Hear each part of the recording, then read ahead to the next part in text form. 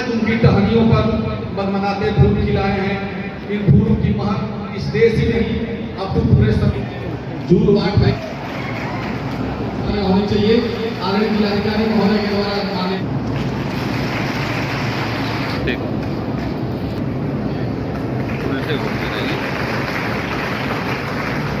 थोड़ा सा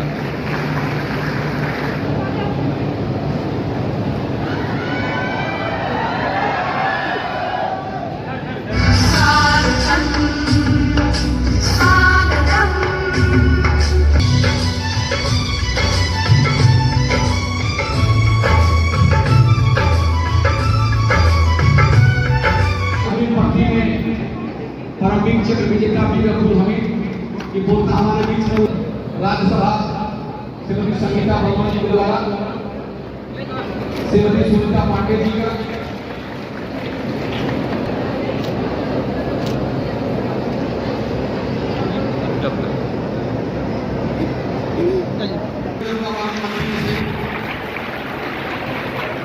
कैप्टन उमाशंकर यादव जी को सम्मानित करते हुए माननीय मंत्री जी सेना मेडल तमाम जनपद गाजीपुर का सम्मान है ये। भारत माता की, भारत माता की।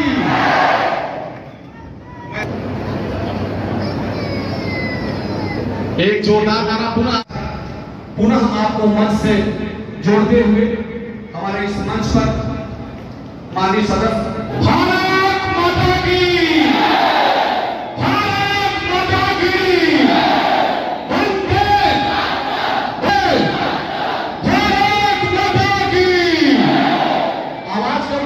ये पीछे बच्चों की और तेज बोलो भारत माता की। 19वें स्वतंत्रता दिवस के अवसर पर आप गाजीपुर के ऑडिटोरियम में बहुत सारे बच्चों को सम्मानित किया। देखिए, पूरा देश आज स्वतंत्रता दिवस बड़े धूमधाम से मना रहा है। उसी कड़ी में आज माननीय मुख्यमंत्री जी के निर्देश पर हम लोगों को हमारी ड्यूटी गाजीपुर में लगाई गई कि 19वें स्वतंत्रता दिवस पर आप वहाँ रहेंगे। तो आज हम लोग इधर सभी लोगों की जिनकी ड्यूटी लगी इधर हम लोग आए हैं। सबसे पहले तो हम देशवासियों को स्वतंत्रता दिवस की हार्दिक शुभकामना देते हैं और देश के प्रधानमंत्री माननीय नरेंद्र मोदी जी, सूबे के मुख्यमंत्री योगी आदित्यनाथ जी का जो विजन है 2047 आत्मनिर्भर देश और आत्मनिर्भर उत्तर प्रदेश, विकसित भारत और विकसित उत्तर प्रदेश, जो सपना है उस सपने को साकार करने के लिए हम सब लोग गांव-गांव लोगों से सुझाव, जनप्रतिनिधियों से, प्रबुद्ध लोगों से, पत्रकार भाइयों से, सभी लोगों से एक सुझाव हम लोग आमंत्रित कर रहे हैं ताकि आने वाले जो सफर है 2047 का, उसमें हम दुनिया के सामने भारत को विकसित भारत और आत्मनिर्भर भारत प्रस्तुत कर सकें। देखा जाए इस समय के बड़ी चर्चा है प्रधानमंत्री जी के बहुत सारे 1 लाख करोड़ के आसपास योजनाओं से जुड़ने की बात उन्होंने आज कही। देखिए, प्रधानमंत्री जी की हमेशा सोच रहती है कि देश के युवाओं को ज्यादा से ज्यादा रोजगार मुहैया कराया जाए, उनको नौकरी उपलब्ध कराई जाए और देश में उनका योगदान हो। इसके लिए हमेशा वो प्रयास करते रहते हैं। अभी आपने आज सुना उनको, आप देखिएगा जब 26 जनवरी गणतंत्र दिवस पर और उपहार देंगे। अंतरिक्ष में स्टेशन बनाने की बात कर रहे हैं और कई 300 से ज्यादा युवा जो है लगातार स्टार्टअप इंडिया के साथ जो है उसको साकार करने में लगे। देखिए, जब हम लोग छोटे छोटे थे, हम सब लोग, आप और हम लोग कभी नहीं सोचे थे कि हम लोग चांद पर भी जा सकते हैं। आज के जो बुजुर्ग हैं, उनसे जो पढ़ा लिखा नहीं है, उनसे कहिए तो वो मजाक समझते हैं। एक समय था कि जब हल से खेत की जुताई होती थी तो किसी कवि ने गाना गाया था कि हरवा मशीन से चलेगी, तो हम लोगों को भी मजाक लगता था कि हर कैसे मशीन से चलेगा।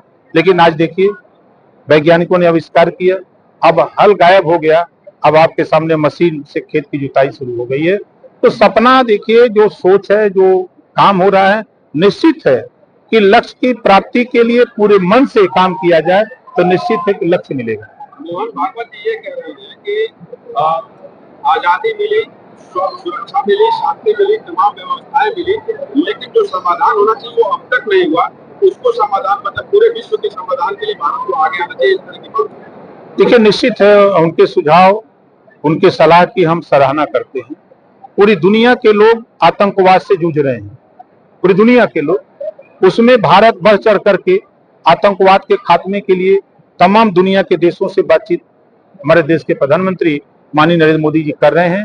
निश्चित है कि जो उनका सुझाव है, उस सुझाव पर हम आगे बढ़ेंगे।